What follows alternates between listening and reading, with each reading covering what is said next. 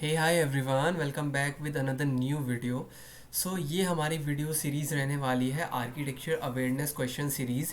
जिस सीरीज़ में हम बहुत सारे पार्ट्स लाने वाले हैं आपके एग्ज़ाम प्रिपरेशंस के लिए। अगर आप जेई बी आर एंड नाटा 2024 में अपीयर हो रहे हो या फिर किसी भी ईयर में नाटा या जेई का एग्ज़ाम देने वाले हो कमिंग ईयर्स में, तो ये वीडियो सीरीज़ आपको बहुत हेल्प करने वाली है ऐसे क्वेश्चंस के बारे में जो मैं उम्मीद करता हूँ शायद आपने बहुत रेयरली कहीं देखा होगा इन क्वेश्चंस को, या आप इनमें से बहुत सारे मोस्टली ऐसे क्वेश्चंस होंगे जिन्हें आप फर्स्ट टाइम देख रहे होंगे। लेकिन ये क्वेश्चंस ऐसे हैं, ये टर्मोलॉजीज ऐसी हैं जिनके बारे में आपको पता होने चाहिए बट आपको नहीं पता होते हैं। तो मैं कोशिश करूँगा कि आपके लिए सारे ऐसे क्वेश्चंस लाऊं जो आपको बहुत हेल्प करने वाली है एग्जामिनेशंस में। तो हम इस पार्ट में 15 क्वेश्चंस को डिस्कस करने वाले हैं one by one with answers explanation के साथ। तो मैं उम्मीद करूँगा आप इस वीडियो को लास्ट तक ज़रूर देखोगे और वीडियो को लाइक ज़रूर कर दीजिएगा अगर आपको पसंद आती है। तो हम वन बाय वन क्वेश्चंस को डिस्कस करना स्टार्ट करते हैं।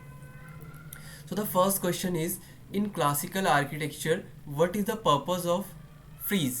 So the options are A, structural support, B, decorative band above columns, C, roof coverings, and D is flooring material. So the right answer will be option number B, decorative band above columns. हम इसका explanation एक बार देख लेते हैं। Let's see. देखिए, ये आपका जो कॉलम है आप इसको देख सकते हो।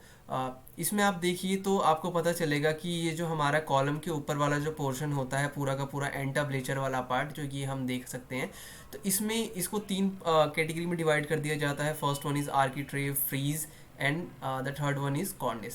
तो फ्रीज आप देख सकते हो कि फ्रीज ये हमारा बीच में एक पार्ट होता है जो डेकोरेटिव बैंड की तरह वर्क करता है। जो कॉलम्स में डेकोरेटिव बैंड होता है जहाँ पर डेकोरेटिव कार्विंग्स वगैरह देखने को मिलती हैं। तो ये आपका option number B will be our right answer.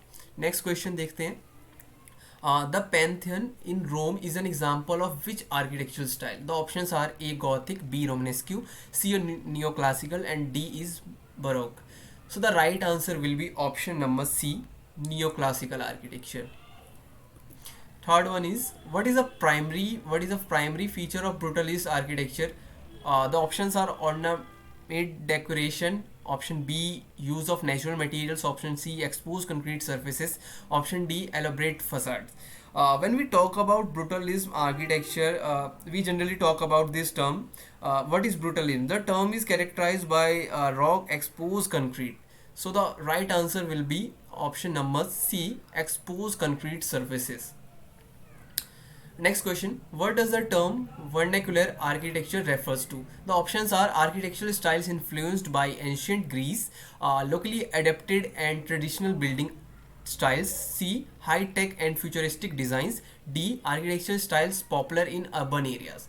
मैं उम्मीद करता हूँ ये क्वेश्चन आपको ज़रूर आता होगा बट जिन्हें नहीं आता उनके लिए आंसर ज़रूर डिस्कस कर लेते हैं। The right answer will be option number B, locally adapted and traditional building style. Local areas का जो वहाँ पे अडेप्टेड स्टाइल होता है, वहाँ का मटेरियल से जो बेसिकली इन्फ्लुएंस होता है, जो वहाँ के क्लाइमेट से होता है, तो वो बेसिकली हमारा कहलाता है vernacular architecture design.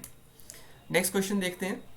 So the next question is, identify the famous building from the given image below. The options are DLF Center New Delhi, Express Tower Mumbai, the 42 Kolkata, One Horizon Center Gurugram. The right answer will be the option number A, DLF Center New Delhi. So this building is in Connaught Place, DLF Center New Delhi. In between मैं आप लोगों के लिए एक छोटा सा announcement भी इस वीडियो के थ्रू करना चाहता हूं कि हमारी अगर आप प्रिपरेशन करना चाहते हो, इन वीडियोस के साथ में आप अपनी प्रिपरेशंस भी चाहते हो कि आपका कंप्लीट प्रिपरेशन मिल सके आपको जेई बी आर के नाटा एंट्रेंस के लिए, तो हमने रिसेंटली में इन्फिनिटी बैच अपना लॉन्च किया है एट जस्ट ₹749 में। ये अभी कोर्स आपको अवेलेबल है। 2+ मंथ्स का कोर्स रहने वाला है, लिमिटेड टाइम ऑफर है जिसमें आप जेई बी आर के नाटा की प्रिपरेशन करने वाले हो 2 मंथ्स की। और ये आपका 6 फरवरी से क्लासेस स्टार्ट हो जाएंगे। जेई मैथमेटिक्स, एप्टीट्यूड, ड्राइंग, हर चीज़ की क्लास होगी, साथ में नाटक की भी सारी सिलेबस आपको कंप्लीट कराया जाएगा। तो और ये अभी तक का सबसे मोस्ट अफोर्डेबल कोर्स है जो आपको इतने में कहीं और नहीं दिया जा सकता, और सबसे डाइवर्स और सबसे जितना प्रैक्टिकल नॉलेज शेयर की जा सकती है इस कोर्स के थ्रू किया जाएगा, और बेटर से बेटर एजुकेशन आपको मिलेगी, इस चीज़ की बिल्कुल गारंटी है। तो मैं उम्मीद करूँगा आप एनरोल करोगे, और आप कॉल या व्हाट्सएप कर सकते हो इस नंबर पे मुझे पर्सनली। आपको डिटेल्स चाहिए, कुछ भी आपको जानना चाहते हो तो आप इस नंबर पर सीधा कॉन्टैक्ट कर सकते हो। चलिए आगे बढ़ते हैं हम। So the next question is, In architecture drawing, what does the scale represent? The options are the length of the building, architecture style, loads on the building, D the proportion of the drawing to the actual size. When we talk about scale, तो हम बात करते हैं कि actual में जब बड़ी बड़ी बिल्डिंग्स होती हैं, लाइक आप इस बैकग्राउंड में देख सकते हो कि ये बिल्डिंग्स हैं, ये इनके प्लान्स, इनके एलिवेशन सेक्शन व्यूज़ इतने बड़े पॉसिबल तो हो नहीं सकते, इतने बड़े एक छोटे से पेपर पे आप इन सबको दिखा सको। तो एक्चुअल में हम यूज़ करते हैं प्रपोर्शन स्केल का, कि हम एक्चुअल जो साइज़ है हमारे ड्राइंग्स का हम उसको प्रपोर्शनेट बना सके, अपने ड्राइंग शीट्स हम उसको पर्टिकुलर स्केल पे कर सके। तो the options will be the proportion of the drawing to the actual size. Scale जो होता है इसका मतलब आर्किटेक्चर ड्राइंग में रिप्रेजेंट ये चीज़ करती है। नेक्स्ट क्वेश्चन देखते हैं, what ancient architectural order is characterized by its elaborate capital with acanthus leaves? The options are Doric, Ionic, Corinthian and Tuscan. चलिए आगे देखते हैं। तो ये आप देख सकते हो, ये हम इस ऑर्डर की बात कर रहे हैं, तो ये कौन सा ऑर्डर है? तो आप लोगों को पता ही होगा कि डोरिक, आयनिक और कॉरिंथियन ये हमारे ग्रीक ऑर्डर्स थे। तो इसमें जो कॉरिंथियन ऑर्डर था हमारा, ऑप्शन नंबर सी, तो ये हमारा राइट आंसर होने वाला है। ये अकेंथस लीव देख सकते हो यहाँ पे कार्व की गई हैं। So the right answer will be option number C, Corinthian order. Next question, who was the founder of Nalanda university in Bihar? बहुत इंपॉर्टेंट क्वेश्चन है, कभी भी पूछा जा सकता है। A option number A Chandragupta, B Ravishankar Dev, C Kumaragupta one, option D Arjuna Dev. The right answer will be option number C, Kumaragupta one. Next question, ये भी काफ़ी इंपॉर्टेंट है, सेम टॉपिक से क्वेश्चन है, बहुत इंपॉर्टेंट क्वेश्चन है। Who destroyed the Nalanda university in Bihar? The options are Bakhtiyar Khilji, Mohammad bin Tughlaq, Arshad Ibram, Iqbal al Hasan. The right answer will be Bakhtiyar Khilji, जिसने यहाँ पे आग लगा दिया था और पूरी नालंदा यूनिवर्सिटी को डिस्ट्रॉय कर दिया था। Next question, identify the staircase type from the image given below. The options are A cantilevered, B floating, C winder, D spiral. तो ये स्टेयरकेस की जो यहाँ पे हमें टाइप बताना है कि ये किस टाइप का स्टेयरकेस है। आप देख सकते हो किस टाइप का स्टेयरकेस है। The right answer will be floating staircase. Floating staircase में जब आप स्टेप्स को देखते हो तो आपको वहाँ पे ऐसा फील होता है कि इन स्टेप्स की कनेक्टिविटी नहीं है, ये सारे के सारे फ्लोटेड फॉर्म में आपको दिखाई देते हैं। बट हाँ, वो कनेक्शन उनका होता है, आइदर वॉल में हो सकता है या इस तरह से उनका कोई मेंबर होता है इन बिटवीन जो यहाँ नीचे से रन कर रहा होता है और यहाँ सपोर्ट दे के देन फर्दर वो ऐसे मूवमेंट चलती है। तो ये मेंबर भी हो सकता है, आइदर ये इसको वॉल में भी फिट किया जाता है। The answer will be floating staircase.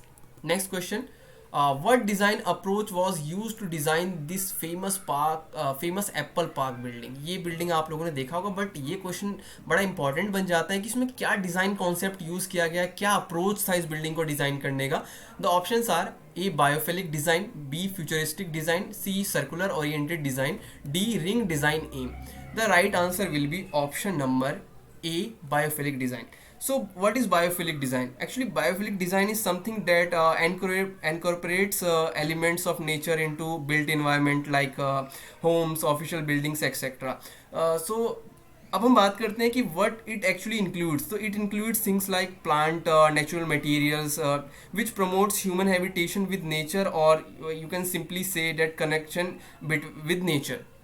Like आपने बहुत सारी ऐसी बिल्डिंग्स देखी होंगी जिनमें आपने देखा होगा कि पूरा का पूरा जो इंटीरियर का जो अंदर का स्पेस होता है कहीं ना कहीं ऊपर से ग्लास की से हमारा ग्लास स्ट्रक्चर होता है जिसमें लाइट प्रॉपर आ रही होती है, बहुत सारे प्लांट्स, ट्रीज, इन सब में बिल्डिंग में वाटर का प्रॉपर इसमें वाटर आपको देखने को मिलेगा, प्रॉपर ग्रीन इन्वायरमेंट देखने को मिलेगा। इवन आपने मूवीज़ वगैरह में बिल्डिंग्स बहुत देखी होंगी और ऑफिशियल बिल्डिंग्स आप लोगों ने बहुत देखी होगी जो ये बायोफिलिक डिज़ाइन कॉन्सेप्ट पे बनाई जाती है। इसका पर्पस यही होता है कि बिल्डिंग के अंदर पूरा जो होता है ग्रीन इन्वायरमेंट और नेचर के साथ उस जो है कॉन्सेप्ट को जो है वर्क कराया जाता है कि वो बिल्डिंग में दोनों को साथ में लेके हम वर्क कर सकें, अपनी बिल्डिंग को जो है डेवलपमेंट उसका किया जा सके। तो ये बायोफिलिक डिज़ाइन कॉन्सेप्ट होता है, इसके बारे में आप और पढ़ सकते हैं।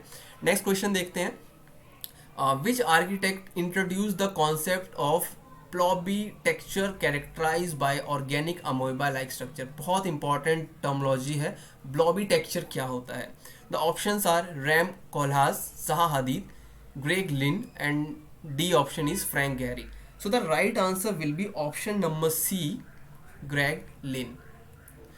सो अब इसके बारे में थोड़ा सा देख लेते हैं कि एक्चुअली में क्या होता है कि it actually refers to traditional design that features organic blob like shape instead of traditional geometric forms, कि हम ट्रेडिशनल ज्योमेट्रिक फॉर्म्स का ना यूज़ करके हम कर्व का यूज़ करें। कर्वी नेचर हो गया, फ्लूइडिटी आप देख सकते हो इन बिल्डिंग्स में, कि आप यहाँ पे देखो तो ये लाइक ये जैसे यहाँ पे दिया है ना, कैरेक्टराइज बाय अमोइबा लाइक शेप, तो आप देखो तो अमोइबा लाइक शेप से काफ़ी ज़्यादा सिमिलर है। और साथ में ये चीज़ें आप देख सकते हो कि यहाँ पे फ्लूइडिटी कितनी ज़्यादा देखने को मिल सकती है। इसमें आपको कर्व लाइंस का बहुत यूज़ किया जाता है, कर्व्स का मेनली, इससे ये इस तरह के स्ट्रक्चर जो होते हैं बनाए जाते हैं, तो इसको टर्म को कहा जाता है blobby texture.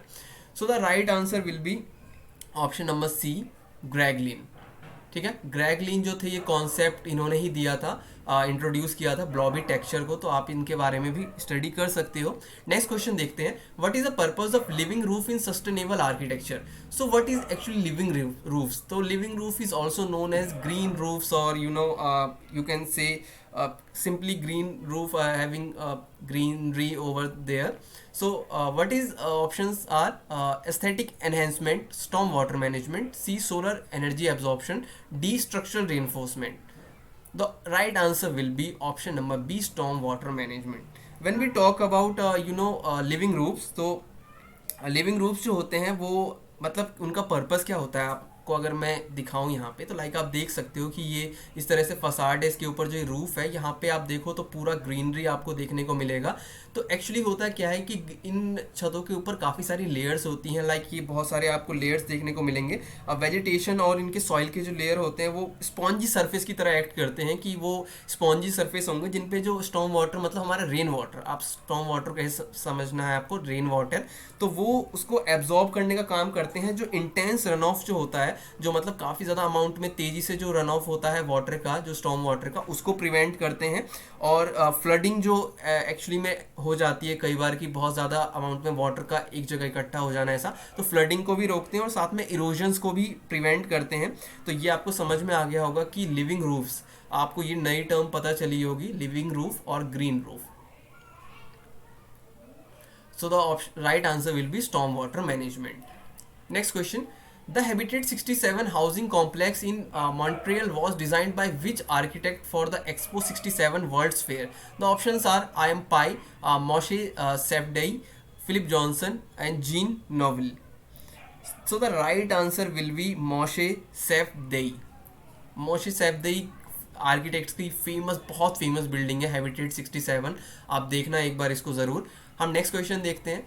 Next question is identify the building in Canada from the image given below. The options are Habitat 67, twin stories, stacked pyramid and D the last option is the box. The right answer will be, हमने जो भी previously discuss किया ये वही same building है, habitat 67।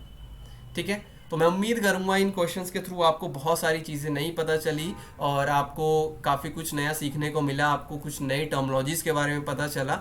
तो अगर video आपको अच्छी लगी हो तो आप प्लीज़ लाइक ज़रूर कीजिएगा, इसको शेयर कीजिएगा, और हमारे चैनल को सब्सक्राइब नहीं किया है तो ऐसे ही मोर यूज़फुल कंटेंट्स के लिए हमें सब्सक्राइब कर सकते हैं। हम अपनी नेक्स्ट वीडियो में और यूज़फुल कंटेंट के साथ मिलेंगे, तब तक के लिए आप अपना ख्याल रखिए और अपनी प्रिपरेशंस करते रहिए।